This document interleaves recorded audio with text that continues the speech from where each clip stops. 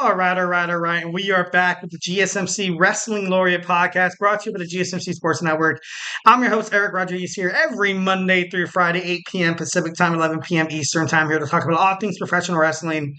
So let's take on to our fifth and final segment. Running out of time, I know you guys are super excited to see Emran's Soccer Podcast to get all your news on soccer. Football, like they like to call it, not here in America, but they call it football. So I can't wait to, can't wait to stay tuned for that. All right. So first, we're going to dig into our first story. Ricochet. Ricochet rules out the return as Prince Puma, which, it's not really any surprise. I feel like Ricochet, under the name Ricochet, doesn't really seem like it's going to go anywhere. It's universal. I think wherever he goes, the overall name, image, and likeness will go to Ricochet as well. Got a chat from my man somewhere, Pro DZ. Hey, what's up, man? I acknowledge you. So I think wherever Ricochet goes, I don't see him going to AEW. High speculations of Ricochet going to AEW, possibly not returning, possibly debuting at Wembley Stadium at All In. I don't hate it, but I just feel like right now, you're a much appreciated superstar. They basically I feel like, in my opinion, they created the WWE Speed Show for Ricochet. Obviously, his talks and contracts, kind of gotten away to the point where they had him written off. To well, not coagulate. That's not the right word. To kind of not haggle, no, to kind of come to an agreement amongst contract talks, which is never really easy. It's never really easy in terms of that. You gotta have to ultimately decipher your worth, what's going to happen in the future. If you lead this company, are you going to get something better than this, or are you going to play the field? Are you going to basically, once when you get divorced, once when you're single? I'm just kidding. No, that's a bad metaphor. Actually, it's kind of crazy because you do have to find yourself in crazy situations to see what you actually do want in life. I'm just kidding. Moving on. So Ricochet, I think he comes back to the WWE. I think he does come back to the WWE. He has a smoking hot girlfriend who's the ring announcer for Monday Night Raw. I don't see why you would mess with that, bro. Like I said, I had speculations on him coming back, interfering with Braun Breaker's and Sami Zayn's match to screw him over. Obviously, you saw him speared through the windshield of what was it? Was it a Yukon Denali, or was it an Escalade, or was it like a Nissan? I don't know. He was it was a black SUV. So kind of crazy. I would be absolutely amazed to see Ricochet back in WWE. I would be surprised and astonished if he joined AEW, Ring of Honor, CMLL, and New Japan Professional Wrestling. But just the kind of talks, it seems practical. It seems practical, a little pragmatic. It seems possible because he has been from those promotions and stuff like that. And it's not like when he came to WWE, it was like all hands, like yes, like give you everything. He still had to work. He still had to work, and like much like I kind of compared it, people loved Ricochet all across the professional wrestling industry, and I kind of compare it to once when you were younger, a kid has a cooler toy than you, and you just get so jealous, and that the other kid's getting so much success. Sorry, excuse me, getting so much thrill and joy from it that you want to take it away. I feel like that was ultimately what Ricochet was in the independent wrestling circuits. That was not WWE. He was getting a lot of hits in terms of like audiences, approval and exposure and stuff like that. And WWE was like, yeah, we're going to sign Ricochet. And everybody got super excited. I remember when they signed him, I was like, dude, no way. This guy's going to be hot. And as soon as he kind of made it, they didn't really make it up to his potential, which is 1,010% WWE's fault by all means. They effed up.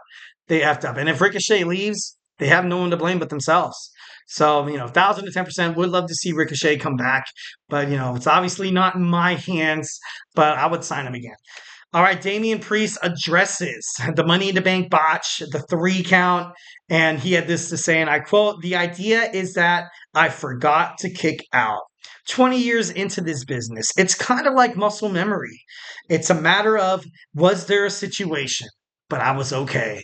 You know what? I did watch that Falcon Arrow by Seth Rollins, And it did seem like Damian Priest kind of did land wrong a little bit.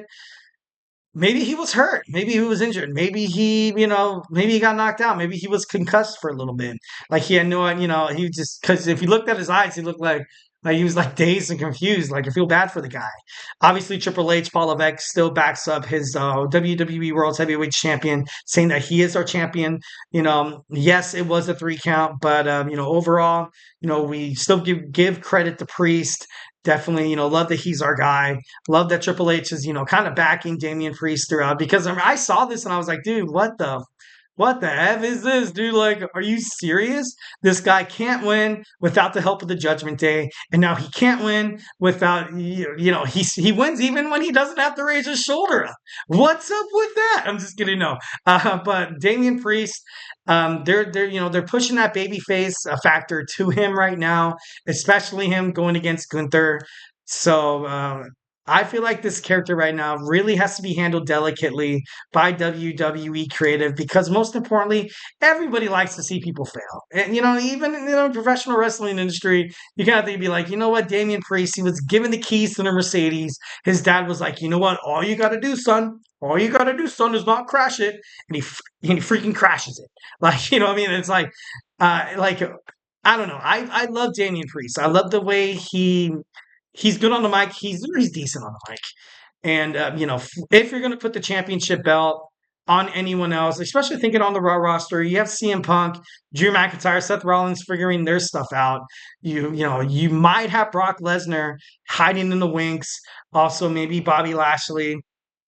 But right now on Monday Night Raw, I feel like it'd be the right decision to kind of keep the belt on Damian Priest, but he's going to need a really good match. Gunther could ultimately put over Damian Priest with this match solamente at SummerSlam. So this is going to be big. Probably one of the biggest matches at SummerSlam is going to be this match between Damian Priest and Gunther, because essentially, and I'm not trying to be, I'm not trying to exaggerate or anything like that. Basically, this is Damian Priest's future. His future, his career. If he puts on another bonk match where he forgets to kick out from Gunther, this could ultimately destroy his character, his credibility, and just the way the WWE universe, the way they look at him. So this is huge, very, very huge for Damian Priest at SummerSlam. All right, next we have Tony Khan addresses he's open with working with WWE. And, I wish the feelings would be mutual, although he did compare WWE to the Harvey Weinstein of corporations and stuff like that. So I'm not quite sure how that's going to go with Triple H, Paul Levesque. So Tony Khan, I love him as an owner. Triple H, obviously, I'm a huge Triple H kind of guy. But this is like something that you shouldn't mess with the fans' hearts like that. Like, oh my God, would it be so crazy to see Swerve Strickland take on Cody Rhodes? Yes, Swerve, why not? Like, that'd be so damn badass. Oh my God, Matthew and Nicholas Jackson taking on the New Day or something like that. Oh God, that'd be so cool. The Elite against the Bloodline. That'd be pretty cool. Mercedes Monet rejoining Bailey in a match. That would be pretty cool. That would be pretty damn awesome, to be honest. That'd be pretty sick. But, honestly, I don't think we're going to get this anytime soon, if not at all, which sucks because, I'm a WCW fan. I was a little bit into ECW, not too much, but there were so many times where I was like, man, I would have loved to see The Undertaker fight Sting.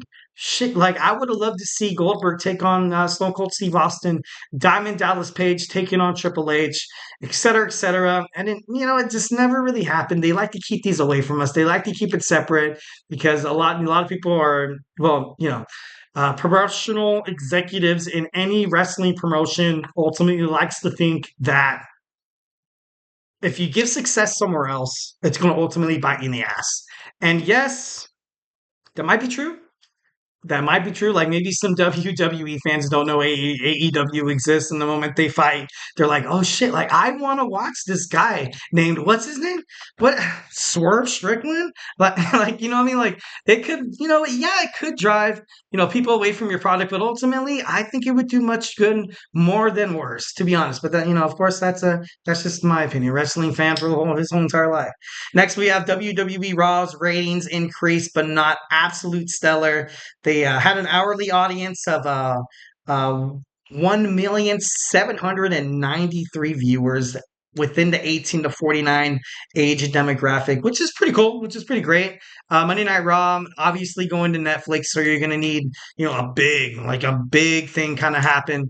It's been rumored that Netflix did kind of establish stipulations with WWE saying that, hey, if we're going to take Raw, we need Roman. We need Roman Reigns or we need Cody Rhodes. So, and by all means, if you're a business like Netflix, you want, if you're, especially when you're assuming a wrestling promotion and stuff like that, then, I also heard Roku was also looking for a wrestling promotion. It'd be kind of crazy to see how that kind of winds out.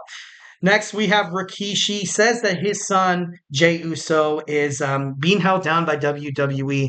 I did have a segment about this about a couple of podcasts ago saying how I feel like ultimately they should have, kind of promoted Jey Uso a little bit. They are holding off a little bit, and I do not know why. They wasted the Money in the Bank. He should have been the Money in the Bank winner. Should have been the Money in the Bank winner. But no, they would have rather gave it to the feud between Drew McIntyre and CM Punk. Rikishi was fed up. He said, WWE's not doing a damn thing. Instead, they put my son into a love triangle. And it's legible. 1,010%. Rikishi has legitimate feelings. Obviously, one, because it's his son, duh. But secondly, because WWE has kind of dropped the ball in terms of what Jey Uso is going to do in the future. He does, he's like the hottest thing on Monday Night Raw. He wins stuff like that. But in every single pay-per-view, kind of shrinks, kind of can't win the big one, kind of like the Dan Marino of the NFL. You know what I mean? You ultimately want to see your son do great. And after he left the bloodline, you kind of had high hopes for something maybe a little bigger, maybe something a little better than Jey Uso, for Jey Uso. And honestly, I feel for Rikishi. I feel the frustration he has over his son's bookings on WWE.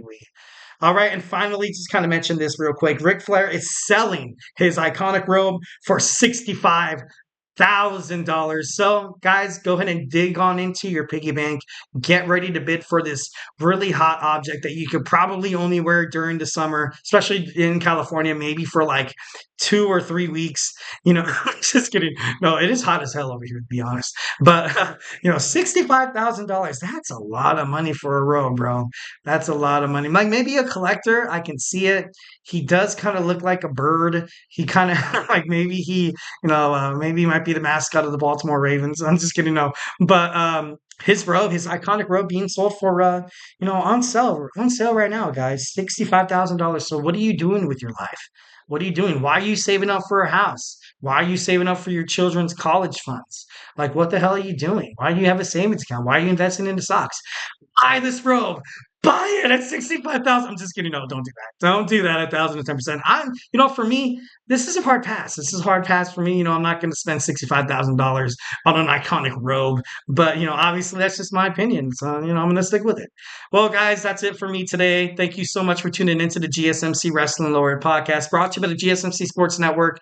Just to kind of show appreciation, remember to Superman punch that like and subscribe button to the show. Also follow us on Twitter/X, Instagram, TikTok, and Facebook for more content and updates. And remember, if I have not made you a wrestling fan by now, remember we have a bunch of other sports podcasts. We have Basketball with Nelson. We have football right around the corner with the Chip Shot Football Podcast. Manny. Also, we have Kenneth with the GSMC Football Podcast.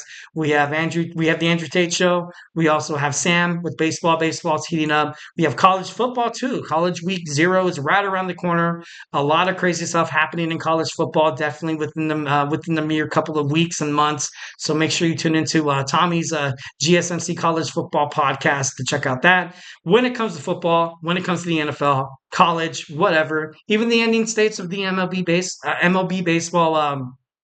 Playoffs and stuff like that. Comes fantasy sports. My man Christopher Shepard gives you, once when you have your lineup set, gives you the sit downs, the stardoms, the draftums, has every inside analysis of fantasy sports. So go ahead and check him out. 1010%, super awesome. We have TJ and also Jeremy on sports. If you want to find out about hockey, baseball, football, even the women's sports like WNBA, MMA, and also the Olympics, check out their podcast as well at the GSMC Sports Network. That's it for me. Like I said, hope you guys had an amazing time with me. Hope you guys are going to have an amazing rest of your Wednesday night. I will be back here Thursday, 8 p.m. Pacific time, 11 p.m. Eastern on the GSMC Sports Network. So until then, stay beautiful.